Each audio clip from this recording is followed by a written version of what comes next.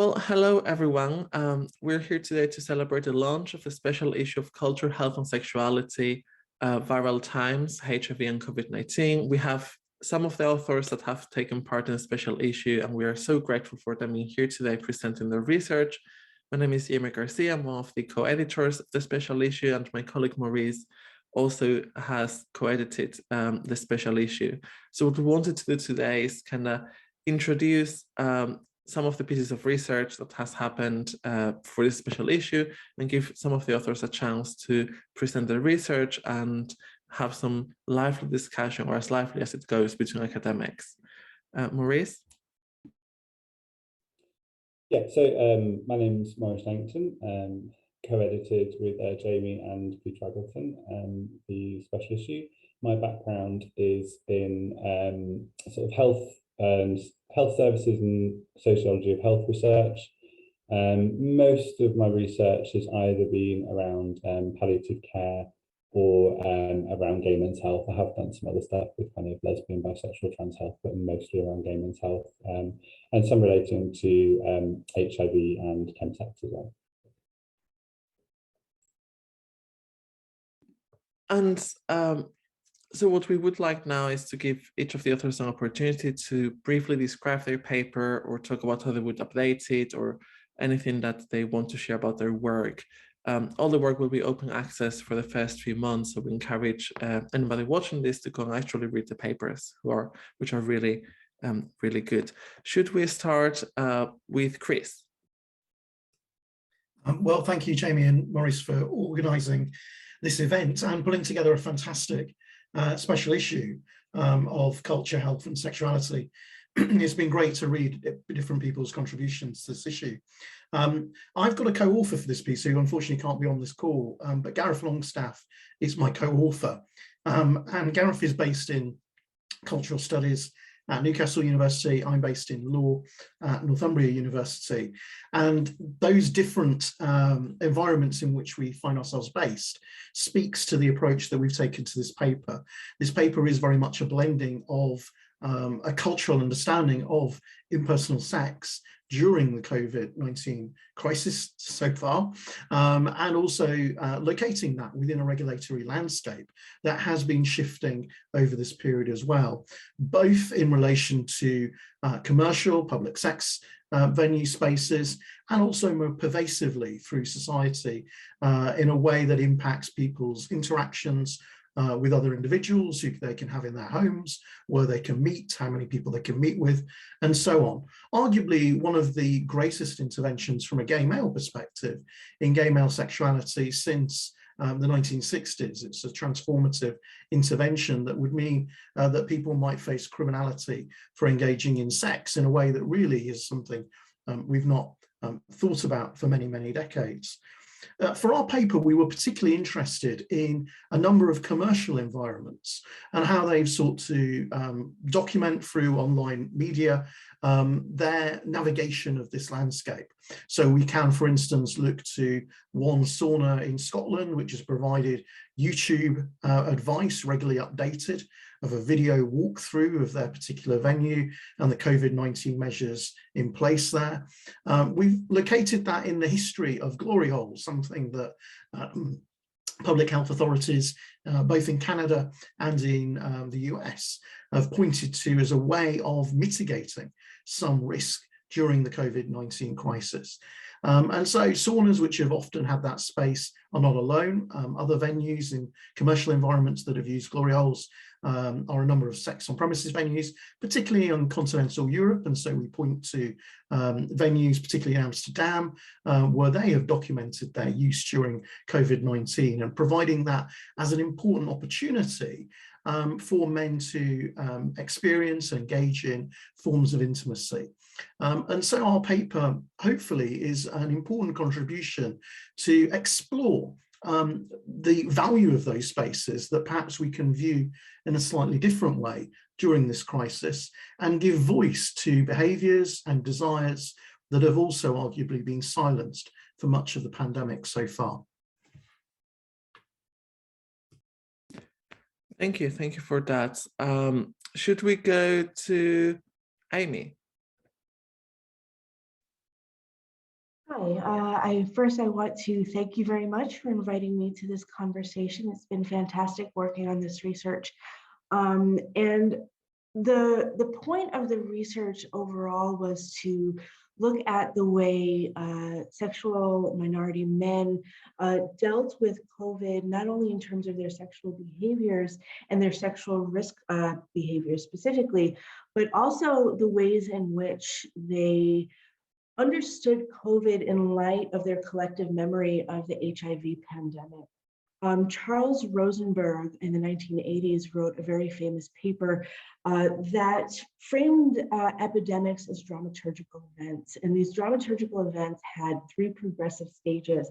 So first starting off with progressive revelation, moving on to how people managed randomness and created these frameworks for understanding their own risk and the risk of others, and then finally negotiating public response, whether that be on the part of governments, scientific community, and the general public. But what Rosenberg originally did was he aimed to connect HIV to the history of epidemics that had happened in the past. What our research tried to do is represent a continuity in the research literature. So if Rosenberg compared HIV to epidemics of the past, we added on to that by adding COVID to that kind of timeline, which also allowed for comparisons between time, place, and infectious agents. So essentially what we did was we conducted semi-structured interviews with 30 gay and bisexually identified men. And again, the study determined to look at how sexual minority men make sense of HIV in light, make sense of COVID in light of the HIV pandemic using Rosenberg's original dramaturgical framing. In terms of future research, I did do analyses based on race. I did not find any extensive differences in terms of people's reactions, but I think that given the health inequities that have come to light, especially in the United States in the context in which I work, it would behoove us all really to start looking at the way in which this has affected communities of color. And so that's where I would like to take this in the future. Thank you for that, Amy. It feels like I'm doing some kind of a Squid Game thing, calling people up, but should we go to Max next? Thank you, Jamie and Maurice, for bringing us all together and for editing this wonderful special issue. My contribution to the special issue was unlike anything I've ever written or published before. So it was an autoethnography, which is a method of drawing on personal experiences and reflections. And in my case, those were experiences of testing positive for HIV in 2016, and drawing on those experiences alongside talking to the media about being a positive person in the context of COVID-19, what lessons could be learned, what experiences are shared, what's different and unique. And for me, drawing on this very different style of cultural analysis, of social analysis, allowed for a lot more creativity and flexibility in thinking through the present moment that we find ourselves in. So I think the kind of data that I drew on, if you like, were experiences of talking to newspapers and television broadcasters about the partner study. So as all of you will be aware, the partner study provided definitive scientific proof, if you like, that those of us who are on highly effective treatment cannot pass the virus on to our sexual partners. So my partner and I were in that study, and that led to a number of opportunities to talk to the press about it. But the first thing that I did actually in terms of talking to the media was actually an anonymous article in The Guardian's Academics Anonymous, where I talked about some of my experiences of stigma and exclusion from other academics after coming out about my status. What was interesting, particularly as a criminologist, in terms of the way that that was framed, was that the headline writers used the wording, when I admitted I was HIV positive, I was excluded by others. And as some people noted in the comments, one admits to a crime, not to an illness. And so in the article, what I tried to draw out are some of those connections between blame, responsibilitization, stigma, the criminalization of viral transmission, and how all of these things tie together. And in the context of COVID-19, how we've seen similar discourses and similar narratives emerge, while perhaps in a different way, we haven't seen so much of an identity emerging around COVID-19, even if we're seeing some of the same health inequalities and representational issues in the media and so on. And one of the joys about the article was, as I say, being able to develop more of a creative approach. So that included some visual methods. I talked about kind of how Michel Foucault's ideas inspired some of my own artistic and creative endeavors. And I use Foucault's ideas as the kind of theoretical jumping off point to look at how social anthropologists in the 1980s and early 90s tried to make sense of HIV. So in particular, Gail Rubin's ideas, Mary Douglas's ideas around epistemes of risk, namely that we all have different approaches to mitigating and managing risk. And there's a danger if we try to universalize those that they become ineffective and we end up speaking past one another. So these are all kind of some of the themes that probably coming across as a bit jumbled, but I suppose that's again a part of autoethnography, is about trying to collect a random assortment of thoughts, things I've been posting on Twitter, things that I've been writing down in my digital diary, and trying to collect them together to make sense of a new pandemic, something which we are all, I think, still kind of grasping to understand and make sense of. And again, how can we kind of draw on past experiences and present experiences of HIV and how HIV has changed to consider those kind of pharmaceutical interventions, policy interventions, sociological understandings of stigma, shame, risk, and so on. And so the last thing I'll say is I decided to wear my pearl necklace that I made for one of those interviews in The Guardian. Sorry, no, in Metro rather. And I made a necklace out of antiretroviral medications as a kind of symbolic display of how pharmaceutical interventions have transformed the world for those of us living with HIV, even if social attitudes may have lagged. Fantastic. Thank you for that summary. We really enjoyed the creative aspects of your paper as well. And should we now go to Barbara?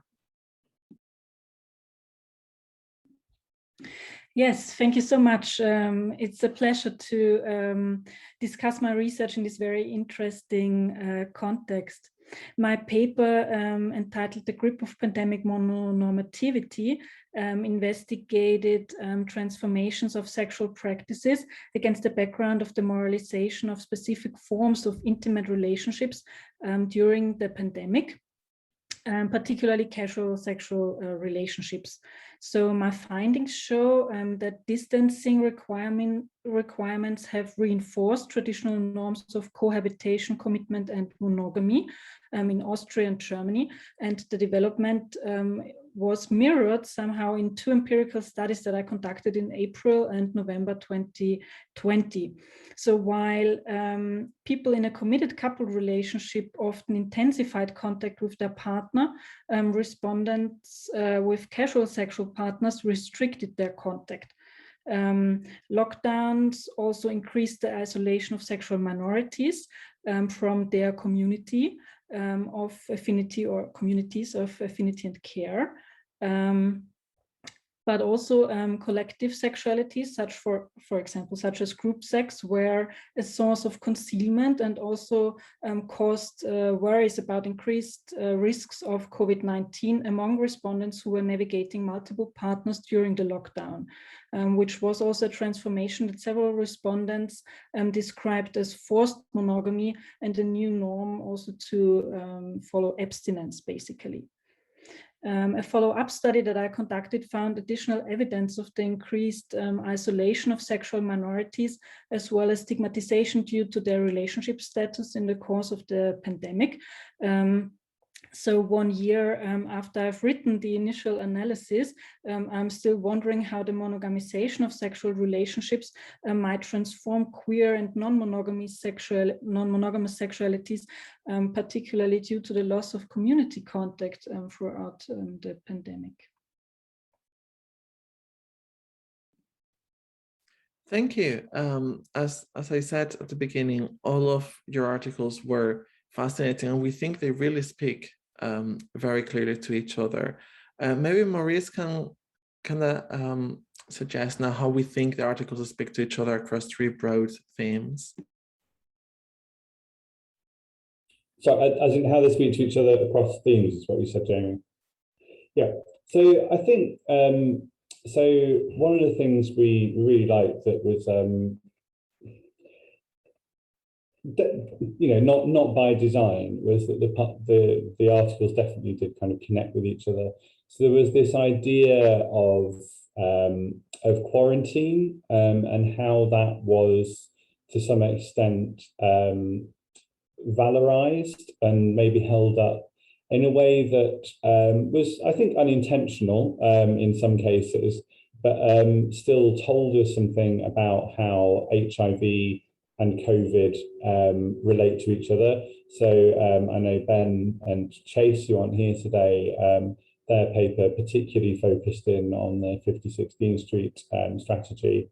And Max, you made some reference to that paper, to that campaign as well. So certainly the idea of quarantine came up in these papers and the complexities that are involved in that, and how it's sometimes used as a way to, I think, manage uncertainty that we're faced with during pandemic times.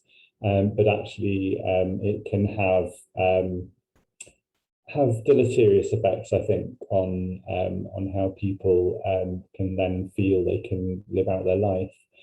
I think the next really interesting theme was around how people were brought together with both of these pandemics.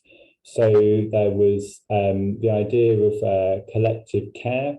I know Ali Day, again, who isn't here today, her paper looked rather beautifully at how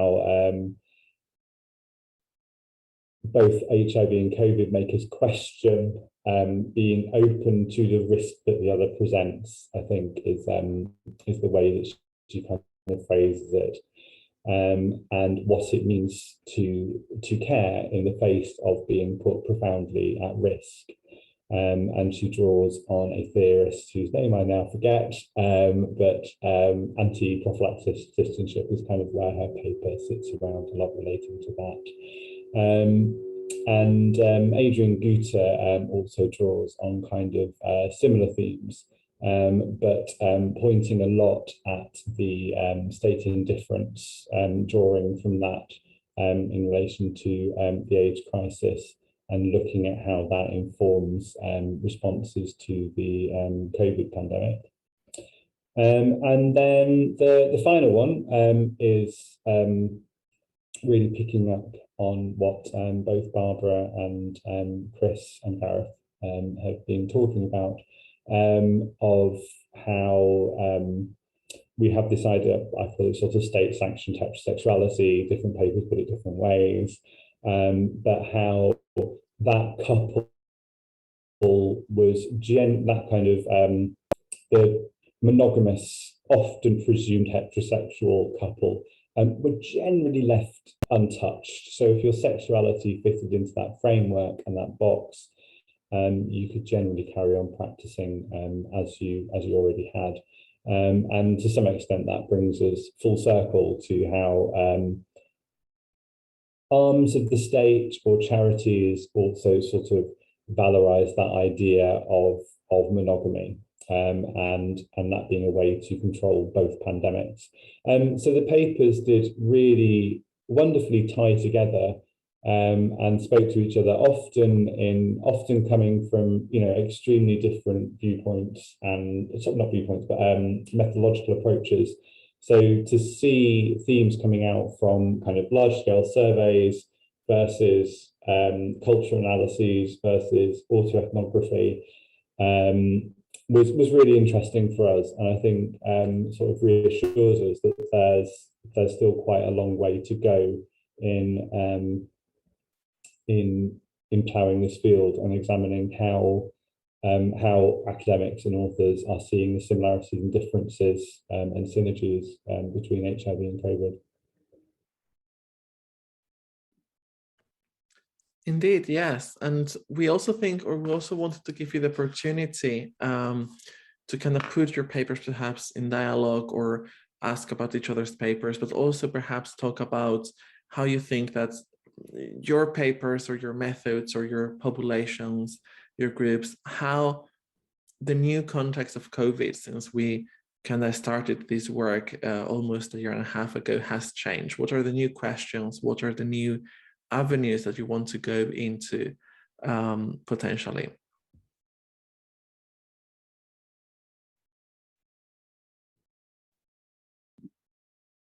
This is free for all, so you can just go jump on it. I was wondering, Chris, do you want to start? So I think you're limited at leaving at 2, are you? Or was that? Yeah, that's right. Thanks.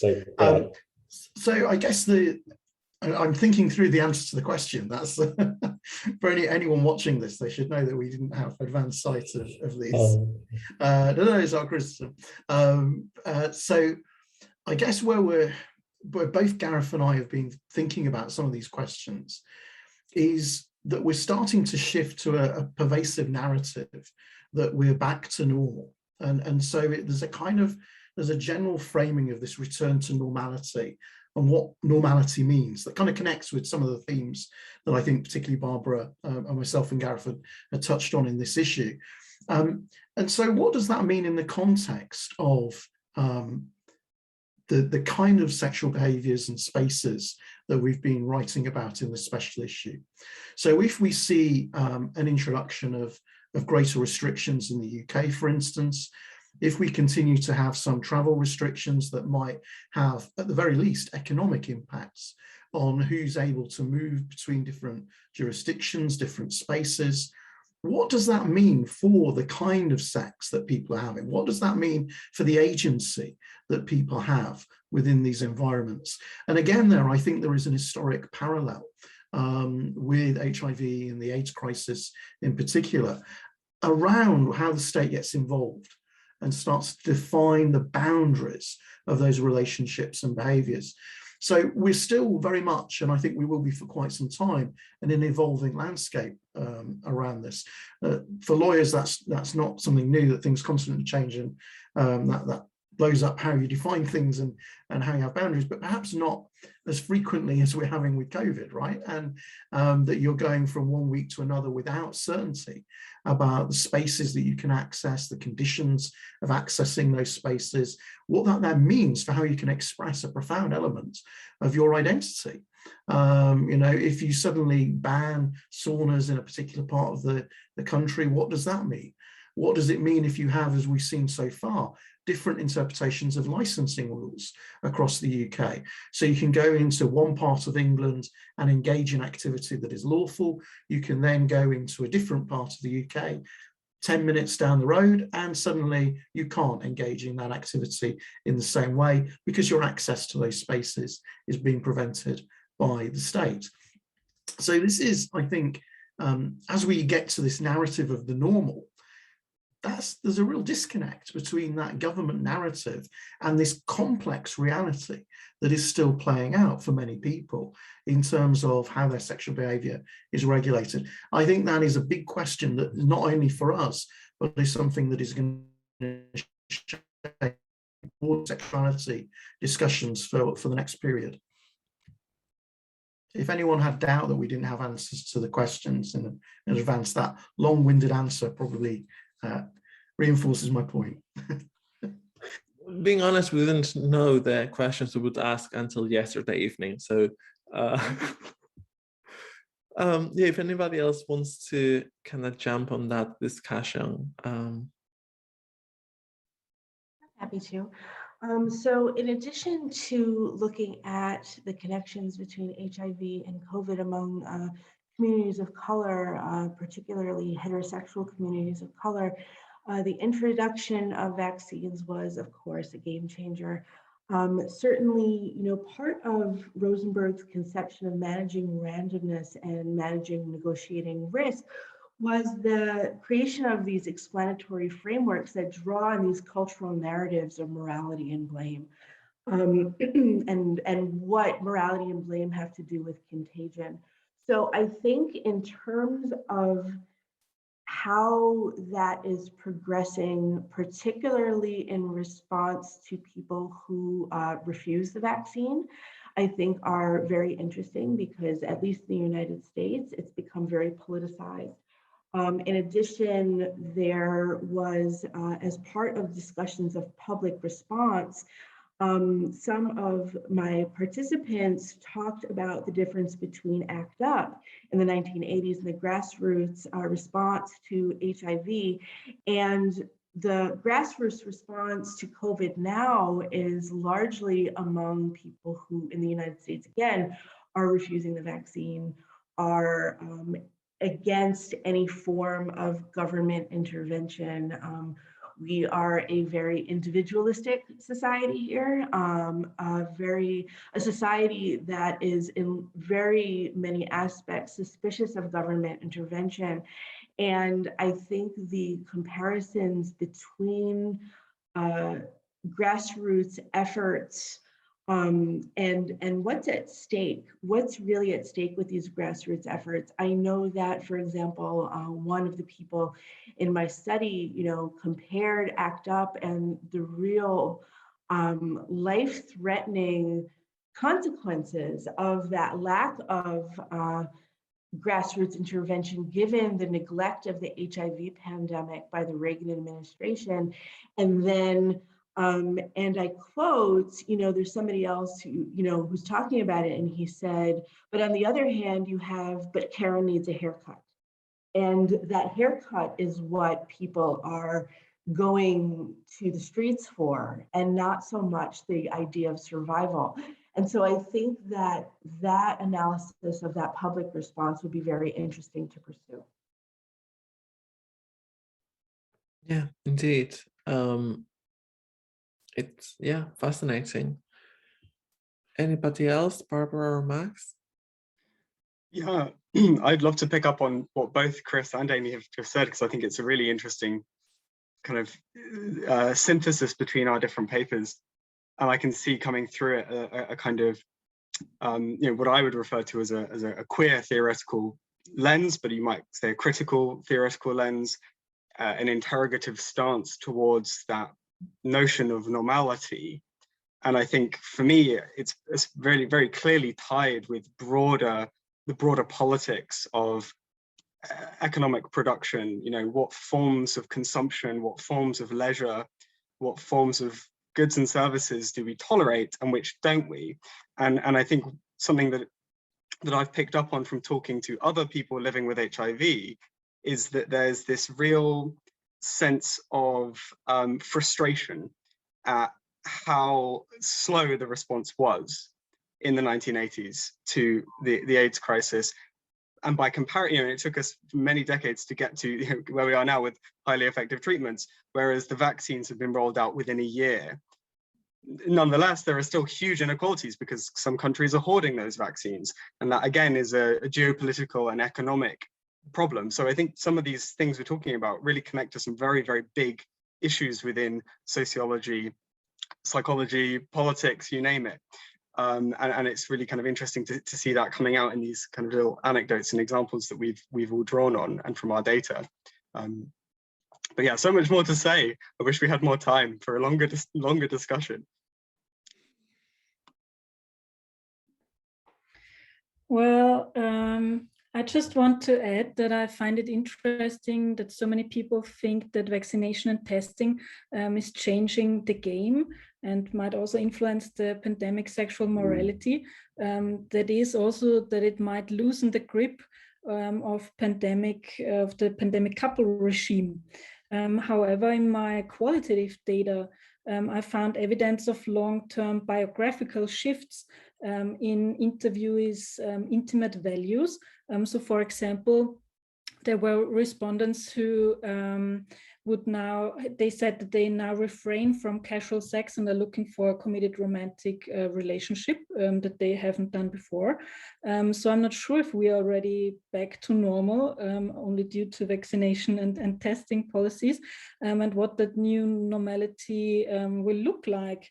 Also after the pandemic, and particularly with respect to mononormativity and sexual morals in society. Yeah, I agree. It will be interesting to see whether COVID has meant to be a blip in structure, so it will be long-lasting changes. Any other comments, Maurice? I mean, I think so much I could comment on from that. I think some of the really interesting things we're starting to see, to talk about vaccines, which is one of my kind of interests, is the inequity we see. We can talk about some of it with regards to supply and demand, in that, yes, I think some countries have hoarded up that supply in ways that may not be particularly moral. I was trying to think of a different word, but there are also inequities that exist that mean there are several countries where even if the supply was there, you couldn't distribute certain vaccines because they need cold storage chains that simply don't exist to the extent that's needed for population level vaccination.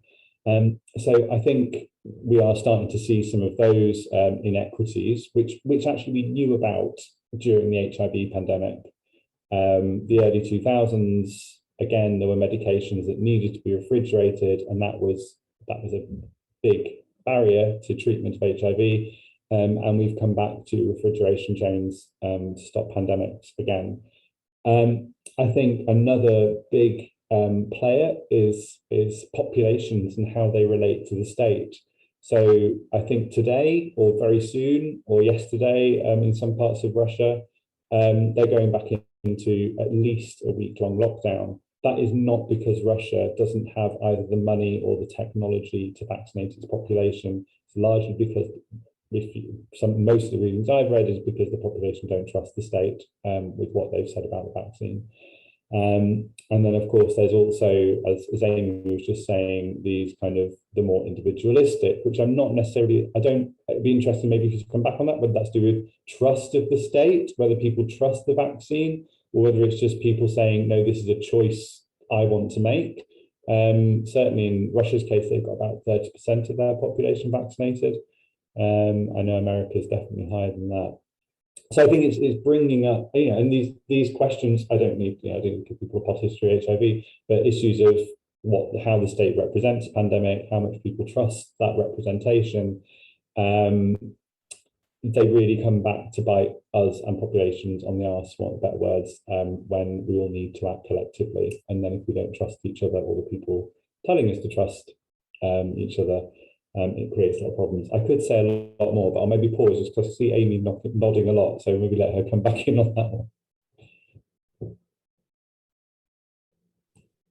Did you say you wanted me to respond to that, or? Yeah, I suppose just whether your view is whether it's an issue of trust between the American state and the American people, or whether it's more just people going, no, I choose not to have it, whether it's a trust of what they're being told or whether it's a choice. I think there is maybe a nuance that's interesting there. So I think the Russian narrative I'm hearing is very much people just don't trust the Russian state with what they're being told, and that's why they're choosing not to have it. Whereas I wonder America, you can't tell me what to do with my body, and it's more kind of.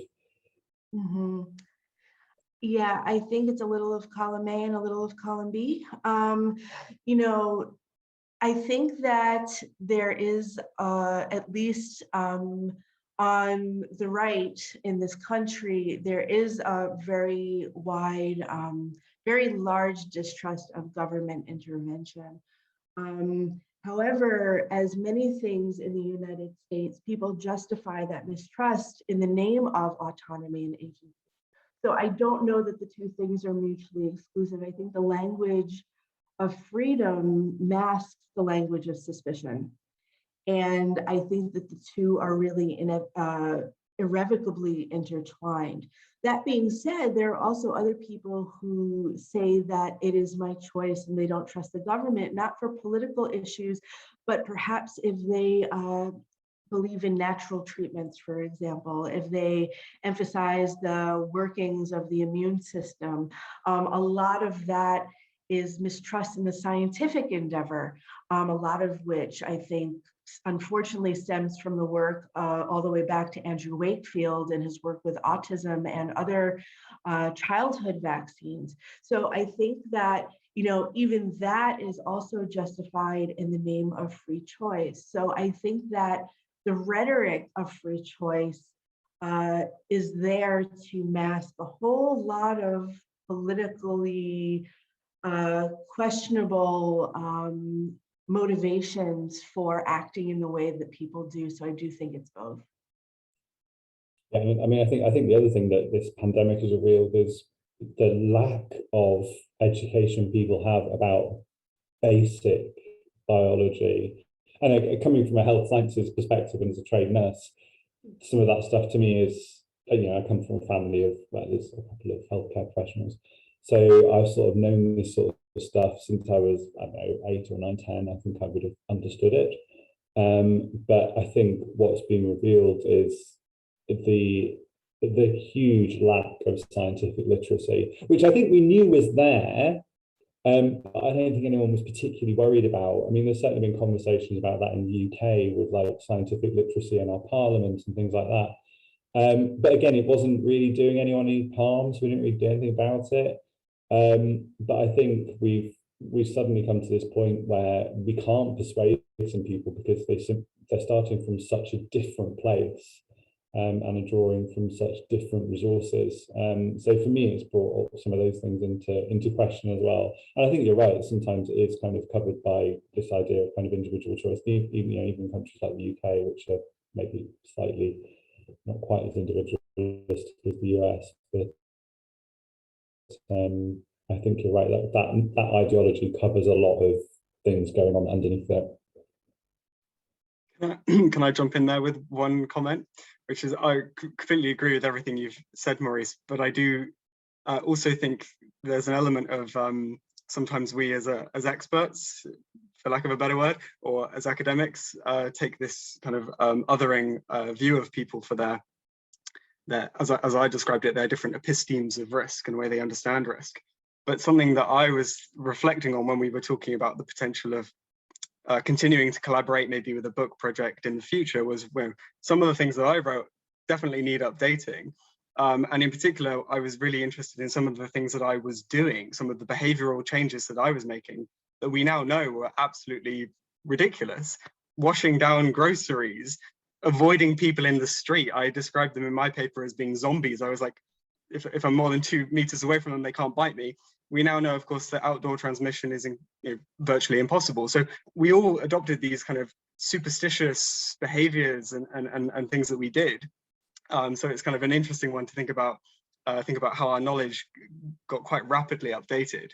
None of that is to disagree with what you're saying, because of course, I suppose what I'm saying that I have listened to how the science has changed and how the expert opinion has changed, and many people will not. They'll just be rooted in their particular superstitions or particular beliefs about what works and what doesn't.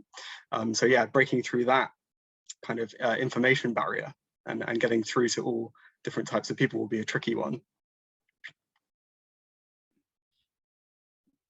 We were just about to say, me and Jamie just have a very quick message. We're like, shall we wrap this up but let Barbara have a final say? So Barbara, you already have your hand up, so over to you.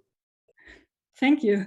I just wanted to say that it's very interesting because we know from sex education, particularly from safer sex education, that it's just not enough to talk about facts and risks and things like that, but we have to take, the whole social setting plus emotions into account. So I think that also applies to COVID-19 as well. Indeed, and I think following from what you've all said, the idea of not just expertise and how we communicate, but also how we remember. And a lot of what this special issue was based upon was comparing HIV or AIDS to COVID-19, but many people don't remember that such a thing happened. such a short time ago. So I think how we remember and how we have chosen to remember or forget those early days in which you were leaving your shoes outside your door and washing your groceries and all those things, that will also play a significant part in how we historize and we move forward from COVID. But sincerely, we really wanted to thank you for your amazing contributions to this special issue. They are enlightening beyond anything we could have hoped for. And we look forward to continue working with you in many exciting projects to come. And whoever's watching this, which maybe not many people, but maybe we're viral now, who knows? There you can find all the articles on the links next to this video, and they should be open access for a few weeks. And we really encourage you to have a look at them. Thank you.